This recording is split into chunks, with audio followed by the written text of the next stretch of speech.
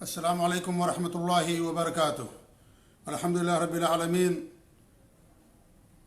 والصلاة والسلام علی اشرف الانبیاء والمرسلین نبینا محمد وعلی آلہ وعلی اصحابہ اجمعین ومن تبعهم بإحسان الی یوم الدین، اما بعد۔ قال اللہ تبارک وتعالی فی کتابہ المجید والفرقان الحمید: ولا يغتب بعضكم بعضا أيحب أحدكم أن يأكل لحم أخيه ميتا فكرهتموه واتقوا الله إن الله تواب رحیم۔ سورۃ الحجرات کی آیت نمبر 12 ہے۔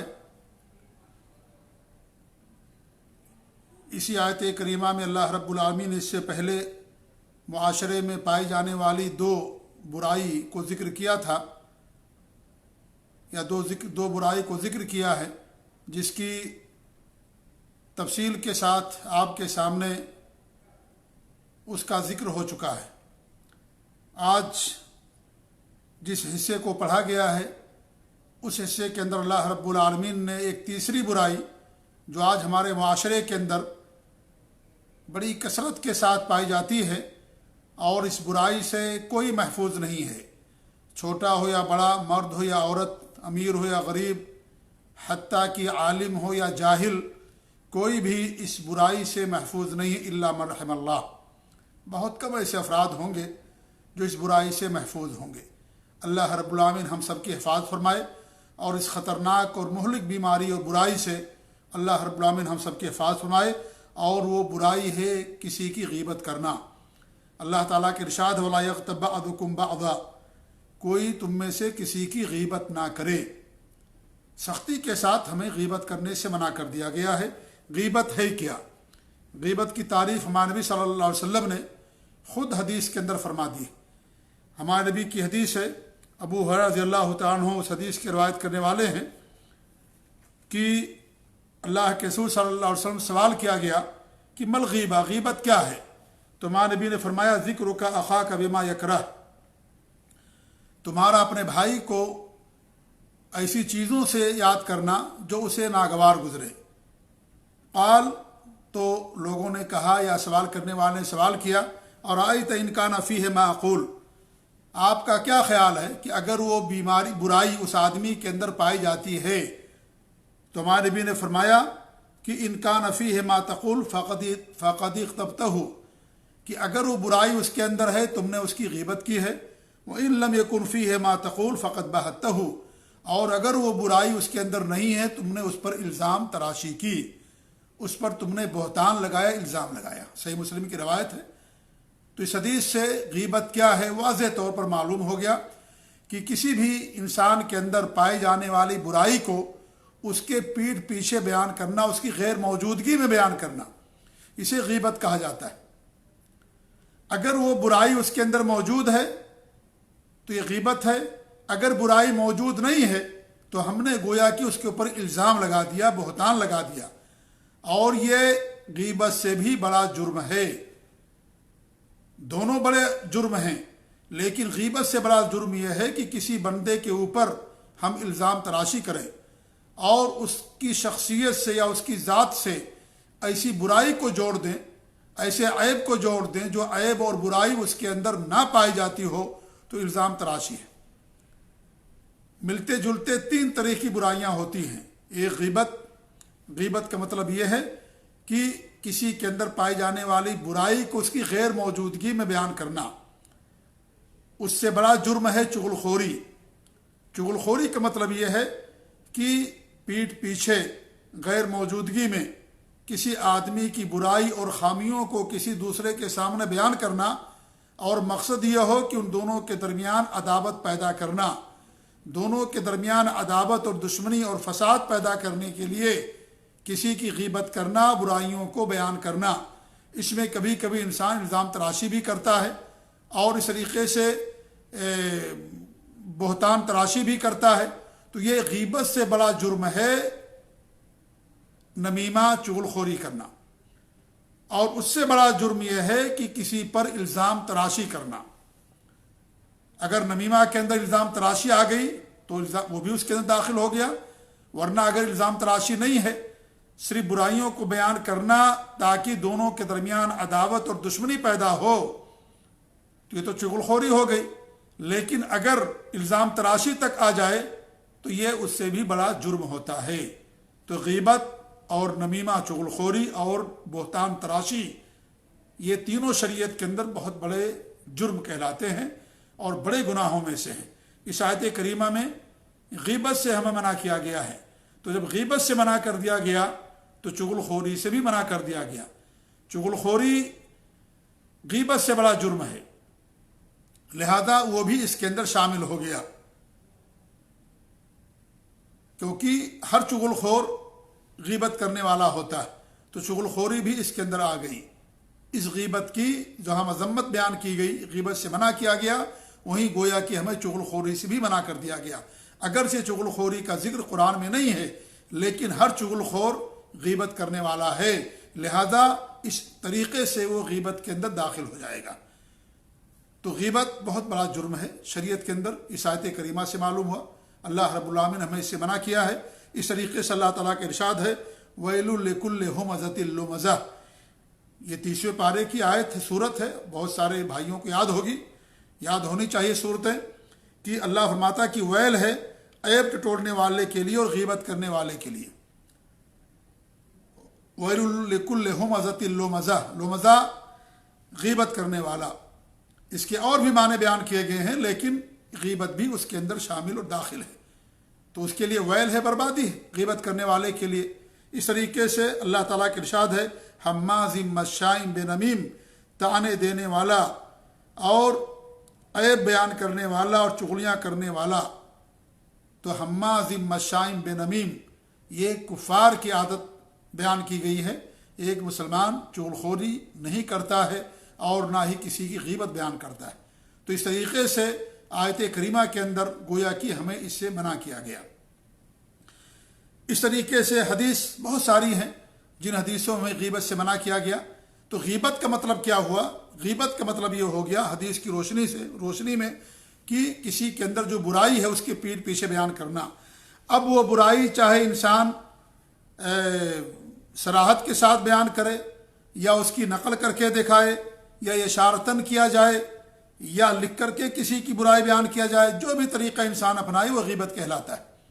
صراحت کے ساتھ کوئی برائی بیان کر دے یا اشارتاً یا اس کے اندر پائی جانے والی کسی بیماری کو نقل کر کے حرکت کر کے دکھا دے تو یہ بھی اس کی غیبت ہو جاتی ہے، جیسا کہ حدیثوں کے اندر بیان کیا گیا. تو یہ غیبت کہلاتا ہے. غیبت سنگین جرم ہے. ابن عباس رضی اللہ عنہ فرماتے ہیں کہ اللہ کے رسول صلی اللہ علیہ وسلم کا گزر دو قبروں سے ہوا تو ان دونوں کو عذاب دیا جا رہا تھا. تو ہمارے نبی نے فرمایا کہ انہما لیعذبان، ان دونوں کو عذاب دیا جا رہا ہے. ہمارے نبی کو ہی کے ذریعے سے بتایا گیا، تب آپ کو اطلاع ہوئی کہ ان دونوں کو عذاب دیا جا رہا ہے. وما یعذبان فی کبیر، اور کسی ایسے گناہ کی وجہ سے جس سے بچنا ان کے لیے مشکل ہوتا ہے، اس کی وجہ سے گناہ نہیں، عذاب نہیں دیا جا رہا. یعنی ان گناہوں سے بچنا ان کے لیے آسان تھا.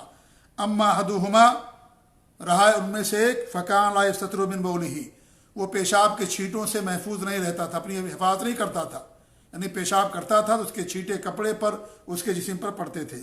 وہ اما الاخر، رہا دوسرا، فکان یمشی بالنمیمہ، وہ چغل خوری کیا کرتا تھا. ثم اخذ جریدہ رطبہ، تو آپ نے ایک تر ٹہنی لی، فشقہا بنصفین، آپ نے اس کے دو حصے کر دیے، دو ٹکڑے کر دیے. ثم غرز فی کل قبر واحدہ، پھر ہر ایک کی قبر پر ایک ایک ٹہنی کو آپ نے گاڑ دیا. فقالوا یا رسول اللہ لما فعلت هذا، تو لوگوں نے سوال کیا کہ اللہ کے رسول صلی اللہ علیہ وسلم آپ نے ایسا کیوں کیا؟ فقال، تمہارے فرمایا کہ لعلہ ان یخفف عنہما ما لم یئبسا، کہ اللہ کی ذات سے امید ہے کہ ان دونوں کے عذاب کے اندر تخفیف ہوگی جب تک یہ دونوں ٹہنیاں سوکھ نہ جائیں، خشک نہ ہو جائیں، اس وقت تک ان دونوں کے عذاب کے اندر تخفیف ہوگی. یہ ہمیں اللہ کی ذات سے امید ہے. اس سے معلوم ہوا کہ دونوں مسلمان تھے. اس لیے ہمارے نبی نے یہاں غیبت کا اور پیشاب کے چھینٹوں سے محفوظ نہ رہنے کو بیان کیا. اور پھر جو شرک کرنے والا ہوگا اس کے عذاب کے اندر تخفیف نہیں ہوگی. تو یہ دونوں مسلمان تھے، کلمہ پڑھنے والے تھے، اور اس طریقے سے ان دونوں کو عذاب دیا جا رہا تھا اس بنا پر. تو معلوم ہے کہ دونوں برائیاں قبر میں عذاب کا ذریعہ اور سبب ہیں، لہذا اس سے بچنا ہمارے لیے ضروری ہے. یہاں اشکال یہ ہے کہ یہاں پر نمیمہ ذکر کیا گیا، چغل خوری، یہاں تو غیبت کا کوئی ذکر نہیں ہے؟ تو اس کا جواب یہ ہے کہ دیکھیے، یہ امام بخاری رحمۃ اللہ علیہ نے اس حدیث کو باب الغیبہ کے اندر بیان کیا ہے، غیبت کے باب میں، اور اس میں اس بات کی دلالت موجود ہے گویا کہ غیبت اور چغل خوری گویا کہ دونوں ایک ہی ہیں، یا یہ کہ ان دونوں کے اندر کوئی بڑا فرق نہیں ہے۔ میں نے بتایا اس سے پہلے کہ ہر چغل خور غیبت کرنے والا ہوتا ہے، لہذا جب اس نے چغل خوری کی تو غیبت بھی اس نے کی، اس لیے غیبت کے باب میں بھی اس حدیث کو بیان کیا جاتا ہے۔ اور امام عینی رحمۃ اللہ علیہ نے اس کی دو وجوہات بیان کی ہیں کہ امام بخاری رحمۃ اللہ علیہ نے باب الغیبہ کے اندر کیوں بیان کیا، تو کہتے ہیں کہ اس کی دو توجیہ کی گئی ہے۔ پہلی توجیہ ہے کہ ان الغیبہ من لوازم النمیمہ، کہ جو غیبت ہے یہ چغل خوری کی لوازمات میں سے ہے، لأن الذی ینم، اس لیے کہ جو آدمی چغل خوری کرتا ہے، ینقل کلام الرجل الذی اغتابہ، اس آدمی کی جس کی وہ غیبت کرتا ہے اس کی بات کو دوسروں کی طرف منتقل کرتا ہے، یعنی اس کی غیبت کرتا ہے گویا کہ وہ یقال، اور یہ بھی کہا گیا کہ الغیبہ والنمیمہ اختان، اور غیبت اور نمیمہ چغل خوری دونوں بہنیں ہیں۔ ومن نم عن احد فقد اغتابہ، اور جس نے کسی کی چغل خوری کی اس نے اس کی غیبت کی، لہذا ہر چغل خور غیبت کرنے والا ہوتا ہے۔ تو اس لیے امام بخاری رحمۃ اللہ علیہ نے اس حدیث کو باب الغیبہ کے اندر بیان کیا۔ اور دوسری توجیہ بیان کرتے ہیں کہ انہ وقع فی بعض طرق ھذا الحدیث، اس حدیث کے بعض طرق کے اندر یہ بھی واقع ہوا ہے بلفظ الغیبہ، لفظ غیبہ سے یہ حدیث آئی ہوئی ہے، یعنی اس حدیث کے کئی طرق ہیں، تو بعض طرق کے اندر غیبت کے لفظ سے یہ حدیث آئی ہوئی ہے۔ وقت پھر کیا نام ہے، یعنی یہ توجیہ کی انہوں نے کہ اس کی دوسری توجیہ ہے، تو معلوم یہ ہوا کہ غیبت کیا ہے، یہ سنگین جرم ہے۔ اس طریقے سے حذیفہ بن الیمان رضی اللہ عنہ فرماتے ہیں کہ میں نے اللہ کے رسول صلی اللہ علیہ وسلم سنا، لا يدخل جنت قطات، چغل خوری کرنے والا، غیبت کرنے والا جنت کے اندر داخل نہیں ہوگا۔ یہ شیخیان یعنی بخاری اور مسلم کی روایت ہے۔ اس طریقے سے جابر رضی اللہ عنہ فرماتے ہیں کہ ہم اللہ کے رسول صلی اللہ علیہ وسلم کے ساتھ تھے، فحاجت ریح منتنا، تو ایک بدبودار ہوا چلی، تو فقال نبی صلی اللہ علیہ وسلم، تو نبی صلی اللہ علیہ وسلم نے فرمایا، ھذہ ریح الذی یغتابون المؤمنین، یہ ان لوگوں کی ہوا ہے، ریح ہے جو مومنوں کی غیبت کرتے ہیں، یعنی جو بدبودار تمہیں ہوا آ رہی ہے یہ ان لوگوں کی طرف سے ہے جو مومنوں کی غیبت کرتے ہیں۔ یہ مسند احمد اور اس طریقے سے ادب المفرد کی حدیث ہے اور حسن درجے کی حدیث ہے۔ اس طریقے سے حضرت عائشہ رضی اللہ تعالیٰ فرماتی ہیں کہ میں نے اللہ کے رسول صلی اللہ علیہ وسلم سے فرمایا کہ حسبک من صفیہ کذا و کذا، کیا آپ ہمیشہ صفیہ کی بات کرتے ہو تو ایسی ایسی ہے؟ قال بعض الروات، تو بعض روات کہتے ہیں حدیث کے، تعنی قصیرہ، یعنی انہوں نے یہ مراد لیا کہ وہ بہت چھوٹے قد کی ہیں، پستہ قد کی ہیں۔ تو ہمارے نبی نے فرمایا لقد قلت کلمۃ لو مزجت بماء البحر لمزجته، کہ تم نے ایک ایسا کلمہ کہہ دیا ہے کہ اگر اسے سمندر کے پانی میں گھول دیا جائے تو سمندر بدبودار ہو جائے۔ سمندر کتنا وسیع و عریض ہے، کتنا گہرا ہوتا ہے سمندر، لیکن یہ خطرناک جملہ، اور اس کی اتنی خطرناکی ہے اس جملے کی، اس بات کی جو تم نے غیبت کی حضرت صفیہ کی، کہ اگر یہ سمندر کے پانی کے اندر گھول دیا جائے تو پورا سمندر کیا ہو جائے، بدبودار ہو جائے۔ یعنی کس قدر سخت جرم ہے غیبت کرنا۔ صفیہ رضی اللہ تعالیٰ عنہ کا قد چھوٹا تھا، ان کی غیر موجودگی میں حضرت عائشہ رضی اللہ تعالیٰ عنہ نے بات فرمائی، اگر ان کا قد چھوٹا نہ ہوتا تو الزام تراشی ہو جاتی، ان کا قد چھوٹا تھا اس لیے غیبت ہو گیا یہ، تو ہمارے نبی فرمایا تم نے بہت بڑی بات کہہ دی ہے۔ یہ ابو داؤد اور ترمذی کی روایت ہے اور یہ حسن درجے کی یا صحیح درجے کی روایت ہے۔ امام نووی رحمۃ اللہ علیہ فرماتے اس کے تعلق سے کہ وَهَذَا الْحَدِيثُ مِنْ أَعْظَمِ الزَّوَاجِرِ مِنَ الْغِيبَةِ أَوْ أَعْظَمِهَا، کہ یہ جو حدیث ہے غیبت سے منع کرنے والی حدیثوں میں سب سے بڑی حدیث ہے یا سب سے عظیم حدیث ہے۔ جو غیبت سے روکنے والی حدیثیں ہیں ان میں سب سے بڑی یہ حدیث ہے ایک انسان کو غیبت سے روکنے والی۔ مَا أَعْلَمُ شَيْئًا مِنَ الْأَحَادِيثِ يَبْلُغُ فِي الذَّمِّ لَهَا هَذَا الْمَبْلَغ، میرے علم کے مطابق میں کوئی ایسی حدیث نہیں جانتا ہوں کہ جو غیبت کی مذمت میں اس درجے کو پہنچنے والی ہو۔ یعنی حدیث کافی ہے یہ بتانے کے لیے کہ غیبت شریعت کے اندر بڑا جرم ہے، سنگین جرم ہے۔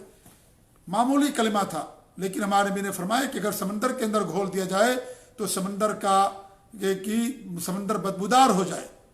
आज हम देखें कि हम कितना बड़ा जुर्म करते हैं और क्या क्या कुछ नहीं किसी के पीठ पीछे बयान करते हैं, उसकी बुराइयों को, खामियों को, बजाय इसके कि हम उसके सामने बयान करें, हम उसके पीठ पीछे बयान करते हैं। और उलमा हों, अवाम हों, बादशाह हों, हर एक की बुराइयों को हम एक दूसरे के सामने बयान करते हैं, खामियों को बयान करते हैं। हम ये नहीं पसंद करते कि हमारी खामियां दूसरों के सामने बयान की जाए, लिहाजा हमें भी दूसरे के बारे में यही तसव्वुर करना चाहिए, यही सोचना चाहिए।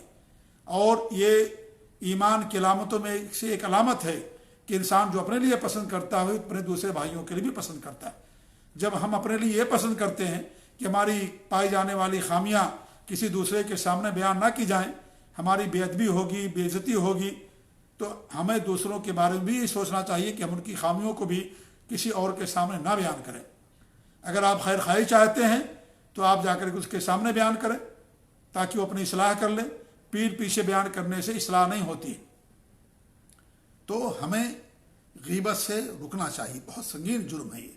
इस तरीके से सईद बिन ज़ैद फरमाते हैं कि अल्लाह के रसूल सल्लल्लाहु अलैहि वसल्लम ने फरमाया, इन्ना मिन अरबर रिबा अल इस्तितालतु फी अर्दिल मुस्लिम बगैर हक़्क़िन, यानी रिबा में से, बड़े रिबा में से ये है कि किसी मुसलमान भाई की इज्जत नाहक तौर पर उसकी इज्जत से खिलवाड़ करना, उसकी इज्जत को नीलाम करना और इस तरीके से उसकी इज्जत को तार तार करना, ये क्या है? ये बड़े रिबा है, बड़ा सूद है, ये समझ लीजिए। जैसे सूद शरीयत के अंदर हराम है, ऐसे ही गीबत भी गोया कि शरीयत के अंदर हराम और नाजायज़ है। किसी मुसलमान की इज्जत को दागदार करना और उसकी पीठ पीछे उसकी बुराइयों को बयान करना, ये क्या है? ये भी सूद की किस्मों में से एक किस्म है, जो आज बड़े अफसोस की बात है कि हमारे माशरे के अंदर बड़ी कसरत से ये चीज़ पाई जाती है। इस तरीके से अनस बिन मालिक रज़ियल्लाहु अन्हु फरमाते हैं कि अल्लाह के रसूल सल्लल्लाहु अलैहि वसल्लम ने फरमाया कि जब मुझे मेराज कराई गई तो मेरा गुज़र ऐसी कौम से हुआ जिनके पास पीतल के, नुहास के नाखून हैं और वो अपने चेहरों और सीनों को उससे नोचते हैं। तो उन्होंने, तुम्हारे नबी ने पूछा जिब्रील अमीन से कौन हैं? तो जिब्रील ने फरमाया कि हाउलाए लज़ीना याकुलूना लुहूमन नास, ये वो लोग हैं जो लोगों के गोश्त को खाते थे। व यक़ऊना फ़ी आरादिहिम, और उनकी इज्जतों से खेलते थे, यानी उनकी बदनामी करते थे, उनकी बुराइयों को लोगों के सामने बयान किया करते थे। तो ये सारी हदीसें इस बात पर दलालत करती हैं कि शरीयत के अंदर गीबत करना हराम है।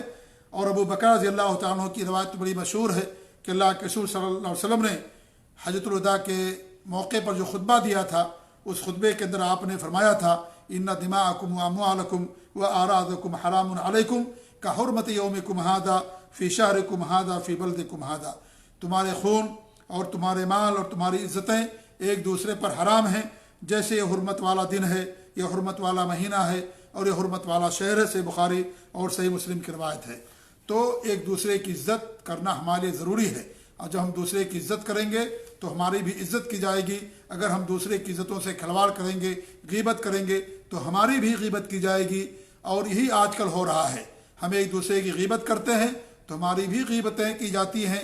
हम दूसरों की इज्जत से खिलवाड़ करते हैं तो हमारी इज्जत भी महफूज नहीं रहती, हमारी भी बेइज्जती की जाती है। इसलिए अगर हम चाहते हैं कि हमारी इज्जतें महफूज रहें और इस तरीके से पर्दा पड़ा रहे हमारे गुनाहों पर और हमारी खामियों पर, तो हम किसी की भी बुराई और खामी को दूसरे के सामने ना बयान करें।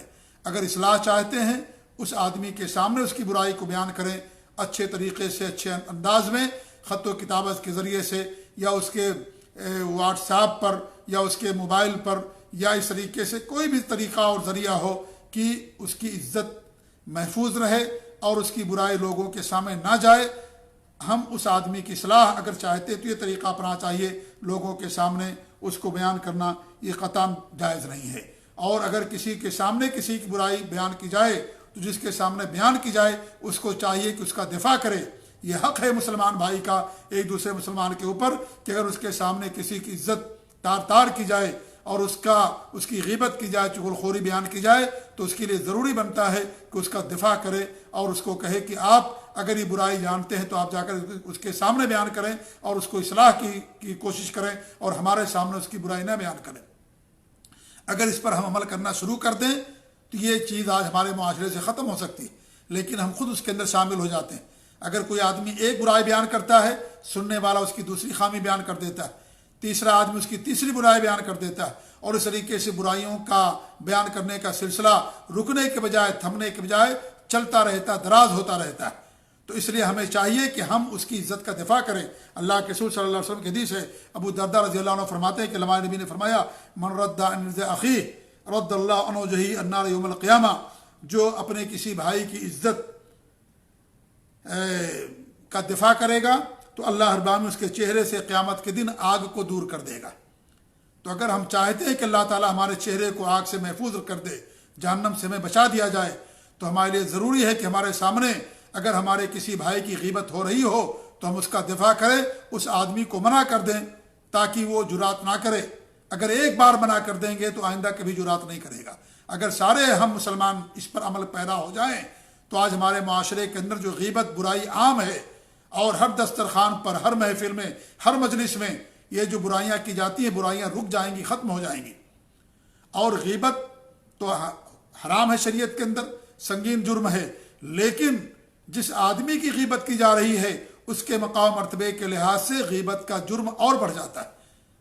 اگر ہم متقی پرہیزگار انسان کی خامیوں کو دوسروں کے سامنے بیان کرتے ہیں تو یہ جرم اس سے زیادہ بڑا ہے جو کسی فاجر اور بدکار آدمی کے، یا ایسے آدمی کی جو متقی پرہیزگار نہیں اس کی برائیوں کو بیان کیا جائے۔ وہ بھی جرم ہے، لیکن اس سے بڑا جرم یہ ہو جاتا ہے۔ ایسی بادشاہوں اور ایسی علماء کی برائیوں کو، خامیوں کو دوسروں کے سامنے بیان کرنا، یہ بھی غیبت کا اونچا درجہ ہو جاتا ہے اور یہ بڑا جرم ہو جاتا ہے۔ بادشاہوں کی غیبت کرنا آج ہمارے معاشرے کے اندر بہت عام ہے کہ ہم ان کی غیبت کرتے ہیں، ان کی برائیوں اور خامیوں کو بیان کرتے ہیں اور مزے لے لے کر کے بیان کرتے ہیں۔ یہ میرے بھائیو سنگین جرم ہے اور یہ بہت اونچے درجے کا گناہ ہے یہ، کیونکہ بادشاہ کے ایک مقام ہوتا ہے، جس کا جتنا اونچا مقام ہوگا شریعت کے اندر، اس کی برائی کرنا، خامی بیان کرنا اتنا ہی بڑا جرم ہوگا۔ لہذا ہمیں چاہیے کہ ہم اس سے محفوظ رہیں، اپنی حفاظت کریں۔ اگر اپنے آپ کو جہنم سے بچانا چاہتے ہیں، اگر اپنے آپ کو کی عزت کا دفاع کرنا چاہتے ہیں یا اپنی عزت کو بچانا چاہتے ہیں، تو ہمیں ضروری ہے کہ اپنے دوسرے مسلمان بھائی کو بھی اگر اس کی برائی بیان کی جا رہی ہے تو ہم اس کا دفاع کریں اور باقاعدہ اس لوگوں کو اس سے منع کریں۔ تو ان آیات اور احادیث سے معلوم ہوتا ہے کہ غیبت شریعت کے اندر سنگین جرم ہے، اس سے بچنے کی ضرورت ہے۔ اور اگر سلف کے اقوال ہم دیکھیں تو بہت سارے اقوال ہیں غیبت کی مذمت میں۔ امام ابن سیرین رحمۃ اللہ علیہ فرماتے ہیں کہ ان اکثر الناس خطایا اکثرهم ذکرا خطایا الناس، سب سے زیادہ جو گنہگار انسان ہوگا وہ ہوگا جو سب سے زیادہ لوگوں کے گناہوں کو بیان کرنے والا ہے، ان کی غیبت کرنے والا سب سے زیادہ گنہگار بندہ وہی ہوگا۔ اس طریقے سے امام ابو عاصم فرماتے ہیں کہ جب سے مجھے معلوم ہوا کہ غیبت حرام ہے شریعت کے اندر، میں نے اور خود غیبت کرنے والے کے لیے نقصان دہ ہے، تو میں نے اس کے بعد کسی غیبت نہیں کی، کیونکہ غیبت کرنے والا خود نقصان اٹھاتا ہے اور اس کی نیکیاں ختم ہو جاتی ہیں، اور اس طریقے سے جس کی غیبت کی جاتی ہے اس کو کوئی فرق نہیں پڑتا ہے، اس پر کوئی فرق نہیں پڑتا۔ لہذا جو غیبت کرتا ہے کسی دوسرے کی، خود اپنے آپ کو نقصان اٹھاتا ہے، غیبت کرنے والا خود نقصان اٹھاتا ہے۔ تو انہوں نے کہا جب مجھے یہ بات معلوم ہوئی اس کے بعد میں نے کسی غیبت نہیں کی۔ امام المبارک فرماتے ہیں کہ اگر میں کسی غیبت کرتا تو میرے والدین کی غیبت کرتا، کیونکہ وہ دونوں میری نیکیوں کا زیادہ حقدار، میری نیکیوں کا زیادہ حقدار ہے، کیونکہ حقوق العباد کے اندر ہے یہ۔ لہذا اگر میں کسی غیبت کرتا تو اپنے والدین کی غیبت کرتا، تاکہ میری نیکیاں ہمارے والدین کو دے دی جائیں، میری نیکیاں دوسروں کو کیوں دی جائیں، اس لیے میں نے کسی کی غیبت نہیں کی۔ اگر کرتا تو اپنے والدین کی غیبت کرتا میں، کیونکہ ہمارے والدین جنہوں نے ہمیں پالا پوسا، ان کا بڑا حق ہمارے اوپر، تو ہماری نیکیاں، میں چاہتا ہوں کہ ہماری نیکیاں میرے والدین کو دی جائیں، اس لیے میں نے کسی غیبت نہیں کی۔ اگر کرتا تو اپنے والدین کی کرتا۔ اللہ اکبر، کتنی بڑی بات کہی ہے عبداللہ بن مبارک رحمۃ اللہ علیہ نے۔ یہ جملہ ہمارے لیے کافی ہے کہ اپنی زبانوں کی حفاظت کریں اور غیبت سے اپنے آپ کو بچائیں۔ اس طریقے حسن بصری رحمۃ اللہ علیہ سے کہا گیا کہ فلاں آدمی نے تمہاری غیبت کی ہے، تو حسن بصری رحمۃ اللہ علیہ نے اس کے پاس کھجور کا کھجور کسی جھولے کے اندر یا طبق کے اندر دے کر کے، برتن کے اندر کھجور دے کر کے ان کے پاس بھیجا، رطب کھجور، تو اور یہ کہا کہ اہدیت الیہ بعض حسناتک، تم نے اپنی بعض نیکیوں کو مجھے ہدیہ اور تحفے میں دے دیا ہے، فَأَحْبَبْتُ مُكَافَأَتَكَ، لہذا میں برابر سرابر کرنے کے لیے میں نے تمہیں بھی ہدیہ اور تحفہ دے دیا۔ اللہ اکبر، سبحان اللہ، کتنی بڑی بات کہی ہے عبداللہ بن امام حسن بصری رحمۃ اللہ علیہ نے کہ تم نے مجھے اپنی نیکیاں ہدیہ اور تحفے میں دے دی ہیں، لہذا میں نے بھی چاہا کہ میں برابر سرابر کر دوں اور تمہاری نیکی کے بدلہ نیکی سے دوں، اس لیے میں نے تمہاری طرف یہ کھجور جو رطب کھجور ہے اس کا ایک برتن کھجور سے بھر کر کے میں تمہیں ہدیہ اور تحفے کے طور پر دے رہا۔ تو جو غیبت کرتا ہے خود اس کی نیکیاں برباد ہوتی ہیں، اور اس کی نیکیاں غیبت کرنے والے کو دے دی جو جس کی غیبت کی جاتی ہے اس کو دے دی جاتی ہے۔ قیامت کے دن بھی یہی معاملہ ہوگا کہ یہ حقوق العباد میں سے ہے، جب تک بندہ معاف نہیں کرے گا معاف نہیں ہوگا، اور غیبت کرنے والے کی نیکیاں اس آدمی کو دے دی جائیں گی جس کی اس نے غیبت کی ہے، اور اگر برابر نہیں ہوا تو پھر اس غیبت جس کی غیبت کی گئی اس کے گناہوں کو اس آدمی کے اوپر ڈال دیا جائے گا جس نے کسی دوسرے کی غیبت کی۔ جہاں انسان ایک پائی نیکی کی یعنی ایک چھوٹی چھوٹی نیکی کا محتاج ہوگا، وہاں پر ہماری نیکی اگر دوسروں کو دے دی جائیں تو انسان کتنا بیوقوف انسان ہے کہ انسان جس کے زندگی بھر اس نے محنت کی، نیکیاں کی، آج اس کے دفتر میں کوئی نیکی نہیں، وہ ساری نیکیاں دوسروں کو دے دی جا رہی۔ لہذا میرے بھائیو، ہمیں چاہیے کہ اپنے آپ کو غیبت سے بچائیں، بہت سخت جرم ہے، اور غیبت کی مثال قرآن کی آیت کریمہ میں جو دی گئی ہے بہت بری مثال دی گئی۔ اللہ فرماتا ہے ایحب احدکم ان یاکل لحم اخیہ میتا، کیا تم میں سے کوئی پسند کرتا ہے کہ اپنے بھائی کا گوشت کھائے مردار، یعنی مرنے کے بعد اپنے بھائی کا گوشت کھائے، فکرہتموہ، یقیناً تم سب لوگ اسے ناپسند کرتے ہو، تم سب اسے ناپسند کرتے ہو، کوئی نہیں چاہتا کہ اپنے بھائی کا گوشت کھائے مردار۔ اسی طریقے سے جیسے بھائی کا گوشت کھانا حرام ہے، وہ بھی مردار جرم پر جرم، اسی طریقے سے کسی کی غیبت کرنا یہ بھی شریعت کے اندر حرام۔ اس کے تعلق سے عبداللہ بن عباس رضی اللہ تعالیٰ عنہ فرماتے ہیں کہ انما ضرب اللہ هذا المثل للغیبہ، اللہ رب العالمین نے یہ مثال غیبت کے جو بیان کی ہے، لأن اکل لحم المیت حرام مستقذر، کیونکہ میت کا گوشت کھانا، مردار کا گوشت کھانا یہ حرام ہے اور ناپسندیدہ ہے، بدبودار، انسان اس کو نہیں پسند کرتا ہے۔ وہ قذل غیبہ حرام فی الدین، اس طریقے سے دین کے اندر غیبت حرام ہے، وہ قبیح فی النفوس، اور دلوں کے نزدیک یہ قبیح چیز ہے۔ تو جیسے مردار گوشت کھانا حرام ہے، دل نہیں چاہتا، ایسے ہی حرام ہے دین کے اندر غیبت کرنا، اور دلوں کے نزدیک یہ قبیح چیز ہے۔ اور امام قتادہ فرماتے ہیں کما یمتنع احدکم ان یاکل لحم اخیہ میتا، جیسے تم میں سے کوئی اپنے بھائی کا گوشت، مردار گوشت کھانا کو ناپسند کرتا ہے، یعنی اس سے رک جاتا ہے، کذالک یجب علیہ یمتنع من غیبتہ حیا، اسی طریقے سے اس کے اوپر واجب ہے کہ وہ کسی کی غیبت کرنے سے اس کی زندگی میں اس سے رک جائے۔ واستعمل اکل اللحم مکان الغیبہ، اور گوشت کھانے کو استعمال کیا گیا غیبت کی جگہ پر۔ تو جیسے مردار گوشت کھانا حرام ہے، ایسے ہی شریعت کے اندر غیبت کرنا بھی حرام ہے۔ واتقوا اللہ، اللہ تعالیٰ سے ڈرو، اللہ کا خوف کھاؤ، بڑا جرم ہے، حرام ہے یہ۔ ان اللہ تواب الرحیم، اللہ تعالیٰ توبہ کو قبول کرنے والا اور رحم کرنے والا، رحمت والا۔ اسے تواب الرحیم سے معلوم ہوا کہ بڑا گناہ ہے، کیونکہ بڑے گناہوں کی مغفرت کے لیے توبہ ضروری ہے۔ اگر انسان کسی غیبت کرتا ہے اس کو توبہ کرنا ضروری ہے تاکہ اس کے گناہوں کو معاف کر دیا جائے، کیونکہ یہ حقوق العباد سے متعلق ہے۔ توبہ کرنا اس کے لیے ضروری ہے، تلافی ملافی کرنا ضروری دنیا کے اندر، کیونکہ بندوں سے متعلق ہے یہ، لہذا یہ بڑا گناہ ہے کسی غیبت کرنا۔ تو اس آیت کریمہ میں جو سورہ حجرات کی آیت نمبر 12 ہے، اس کے اندر اللہ رب العالمین نے 3 معاشرے کے اندر پائی جانے والی برائیوں کو بیان کیا ہے۔ پہلی برائی بدگمانی تھی، اور دوسری برائی کسی کے ٹوہ میں پڑنا تھا، اور تیسری برائی جو بیان کی ہے اللہ رب العالمین نے وہ غیبت کرنا ہے۔ اللہ تعالیٰ سے دعا ہے کہ اللہ رب العالمین ہمیں ہر طرح کی برائی سے محفوظ رکھے، ان تینوں برائیوں سے، اور بھی جو برائیاں ہیں سب سے اللہ تعالیٰ ہم سب کو محفوظ رکھے، دین پر قائم رکھے، نبی کی سنت پر قائم رکھے، ہمیں زبان کے حفاظت کی توفیق دے، کیونکہ زبان سے بہت زیادہ گناہ ہوتے ہیں، جیسا کہ اللہ کے رسول صلی اللہ علیہ وسلم نے اپنی حدیث کے اندر ارشاد فرمایا۔ اللہ تعالیٰ ہمیں ہر شر سے محفوظ رکھے، آمین۔ وصلی اللہ علیہ محمد وعلی آلہ وصحبہ اجمعین، وجزاکم اللہ خیر، والسلام علیکم ورحمۃ اللہ وبرکاتہ۔